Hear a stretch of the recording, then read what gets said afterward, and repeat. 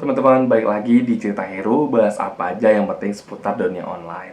Baiklah, di video kali ini aku akan share mengenai referensi kalau teman-teman ingin membuat sebuah logo usaha atau sebuah logo perusahaan ataupun yang berkaitan dengan desain logo seperti itu. Karena aku yakin kayak bikin logo itu nggak mudah ya teman-teman. Dan mungkin kita kadang-kadang butuh referensi nih, butuh wadah untuk melihat kira-kira tools atau item apa yang bisa kita masukkan ke dalam icon si logo kita itu sendiri. Nah, di video kali ini Heru ingin share beberapa referensi untuk teman-teman bisa melihat kira-kira kalau mau bikin logo harusnya seperti apa dan ingin menambahkan apa. Tapi bukan berarti teman-teman harus menjiplak ya. Karena dalam sistem desain itu kan ada namanya ATM, amati, tiru, modifikasi. Bukan berarti ketika teman-teman sudah mencari referensi, ketika teman-teman meniru dan teman-teman tidak memodifikasi, nah itu akan sangat berbahaya. Bisa jadi teman-teman tidak terlibat kasus, tapi mungkin terlibat sosial lah. Bosannya orang menilai kayak itu kok logo lu mirip dia, lu nggak malu. Tapi teman-teman itu nggak bakal terkena kasus hukum, tapi itu akan berdampak terhadap sosial karena orang lain sudah melihat logo itu duluan di tempat lain, tapi teman-teman tiba-tiba meniru tanpa modifikasinya. Nah, di sini aku bakal nge-share beberapa referensi untuk bikin logo usaha teman-teman atau perusahaan dan lain-lain sebagainya. Yang pertama ada logoed.co.uk. Jadi logoed.co.uk.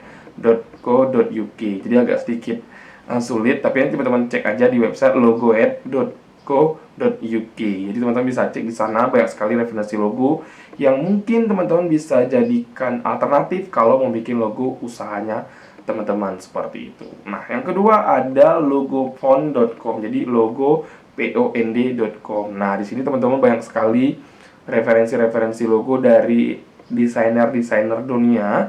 Jadi kenapa aku bisa sharing ini ke teman-teman? Karena aku beberapa kali mendapatkan kabar si info dari teman-teman kalau mau bikin logo itu susah ya, Her.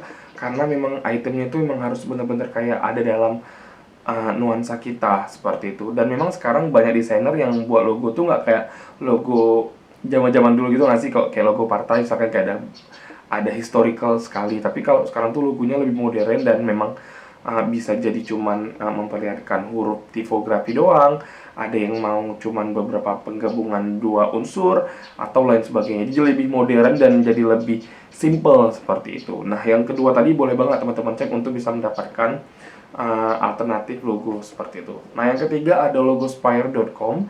Jadi teman-teman bisa cek juga di website ini, banyak sekali memang bertebaran inisiatif orang-orang untuk upload ke situ mengenai logonya dan bisa dilihat orang lain sebagai inspirasi logo seperti itu. Kenapa aku bilang penting untuk melihat inspirasi?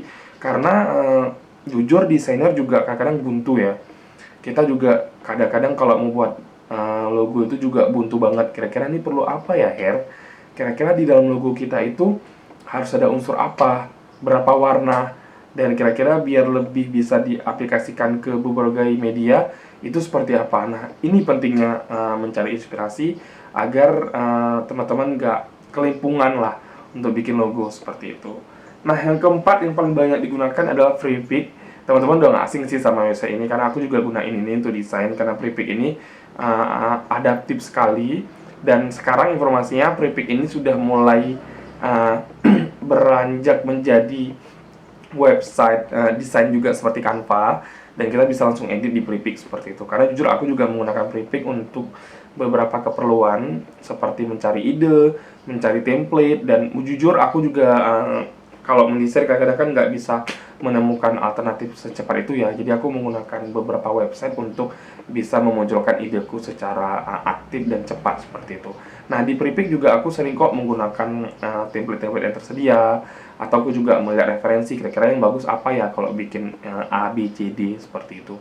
Dan menurutku Freepik menjadi salah satu alternatif yang cukup gampang dan mudah untuk teman-teman menggunakan kalau mencari alternatif atau inspirasi buat logo seperti itu. Karena jujur teman-teman, di dunia desain logo itu adalah barang yang mahal karena membuat logo itu nggak gampang sebenarnya, karena kita kayak memasukkan beberapa unsur agar terlihat logo itu bisa hidup, bisa bersenyawa, dan bisa lebih apa ya, logo itu bisa lebih terlihat masuk ke dalam rohnya produk atau apapun yang teman-teman bikin seperti itu. Karena kan kita logo itu kan lebih ke seperti penyampaian harapan ya.